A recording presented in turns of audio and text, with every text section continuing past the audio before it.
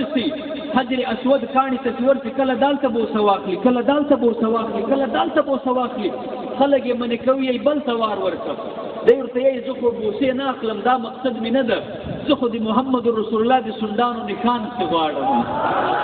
چې کېدای شي داسې مې سنډان پرې لګولي جناب رسول الله کېدای شي دلته مې خپل نښان پرې لګولی کېدای شي دلته مې سنډان پرې لګولي زه خو د محبوب علیه صلات وسلام د سنډانو نښان څه غواړم دې ته عشق او محبت یایي دې ته محبت ویل کېږي دې ته عشق ویل کېږي په دې کعبة الله شریف په حدود کې یو بل کاڼی ده قرآن عظیم الشان یایي واتخذوا من مقام ابراهیم مصلی علماء کرام تشریف فرما دي دې کاڼي ته راسې بل کاڼی ده دا خو حجر اسود داسې د کولیدا د بوسې حکم پروردګار عالم را کوي نبی علیه الصلاة والسلام د بوسې حکم را کوي په بل مقام کې واتخذوا من مقام ابراهیم مصلی بل کاڼی ده دا کاڼی څه شی ده په دې کاڼي باندې د الله تعالی د خلیل حضرت ابراهیم خلیل الله د مبارک د قدم نشان پې جوړ قرآن راته یې چې دې کاڼي ته راورسېدې دې چې مصلګاه جوړه کړه دلته 2 رکعات نفل وکړه حاجي دلته نفلونه وکړه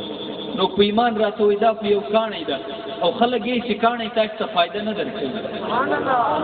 نه نقصان درکوي نه فایده درکوي بعضې خلک یې نو دلته خو قرآن راته یې چې دا خو کاڼی لیکن اس عام کاڼی نه دی د دې کاڼي نسبت د مال خلیل سره سوی د دې کاڼي نسبت له حضرت ابراهیم خلیل الله سره سوی د دې تعظیم په دې انداز کې وکړه ای حاجي دې مصلګاه جوړه کړه نفلونه وکړه دلته هغه کاڼی کل کا چې نسبت یې له محمد رسول الله سره سوی یو بل دریم کاڼی ده چې دا د مکې شریف په حدود کې ده د مکې شریفي ورې بیا حکم بدل ده ای حاجي دلته چې راورسېدې بیا وړې وړې ډبرې درواغله وړې وړې ډبرې درواغله څه به کوې دلته ټکاپ یې جوړه کړه دلته ټکاپ یې جوړه کړه نه به کولوي نه به بوسې ورکوي نه به کولوي نه به بوسې اخلي نه به نفلونه کې دلته ټکاپ یې جوړه کړه ویې ټکوه ولې که د مکې شریفې په حدود کې نسبت یې له شیطانه سره شوی زه خو نسبت ته ګورم چې نسبت یې د ماله پاکانو سره سي له یارانو سره یې نسبت سي زه د تعظیم حکم درکوم چې نسبت یې مردود سي که د مکې شریفې په حدود کې هم دلته وړې وړې ډبرې درواخلو یو سلیمان خېل یې ورغلی یو هغه له خیره سره سپلۍ ورته راخیستې وه دغسې یې ګزاره نه پېښېدله سپلۍ یې ورته برابره کړې وله نو ولې د دې کاڼي نسبت مردود سو له شیطانه سره یې نسبت سوی نو موږ دغه خبرې درته کوو ای عاشقان غوث اعظم ای عقیدتمندانو د غوث اعظم خپل نسبت له اولیاء الله سره جوړ کړي خپل نسبت له نیکانو سره جوړ کړي خپل نسبت له صالحینو سره جوړ کړي په ایمان درته یم د دې نیکانو له وجه د دې صالحینو له وجه هغه ماته د مولانا روم یو ډېره عظیمه واقعه را په یاد شوله مولانا روم علیه رحمه یې زه روان وم ما ولید یو ازغی په ازغي باندې پیژنې ازغی یو ازغی ده چې ما کله ورته وکتل هغه ازغی زاړي مولانا روم یې ازغی زاړي دی الله په حضور کې زاري کې پروردگار عالم مال صالحینو جی له اولیاءو جی له نیکانو خلقو جدار ویدلی دي چې تا یو نوم ستار العیوب ده الہ العالمین د خپل بندگانو عیبونه پټوي د خپل بندگانو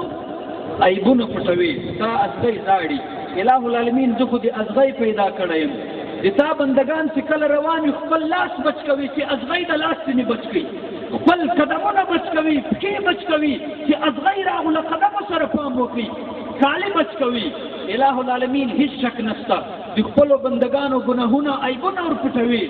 خو زه ازغی یم د ما عیب څرنګه پټیږي مولانا روم یې چې کله دی ازغی د ازاري وکړي پر کړي نه دي پروردگار عالم په دې ازغی باندې لپاسه یو ګل را پیدا یو ګل یې شین کو په دې ازغی باندې مولانا روم یې چې پروردگار عالم سیدا ګل په جوړ کو تشریح کې سیای دې دې پاره دا ګل پیدا کوي چې ازغی خپل عیب تر دې ګل در سیوري لاندې پټ کی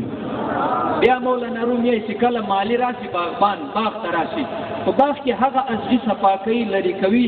چې له ګل سره یې واسطه نه له ګل ځینې لرې شنوي چې ګل ته ور زندې وي ور نږدې وي مالې هغه ازغو ته لاس نه وروړي ولې ساده الفاظو کې درته وایم چې په هغه باندې بیا ګل خفه کېږي پیغه باندې بیا ګل خفه کېږي نو ما او تا ګناهګاران یو خطاکاران یو چې کله دی اولیاء الله حضور ته حاضري وکړو نو دا په مولا باندې ګران دي دا په الله باندې ګران دي دا د رسول الله خاندان د رسول الله باندې ګران دي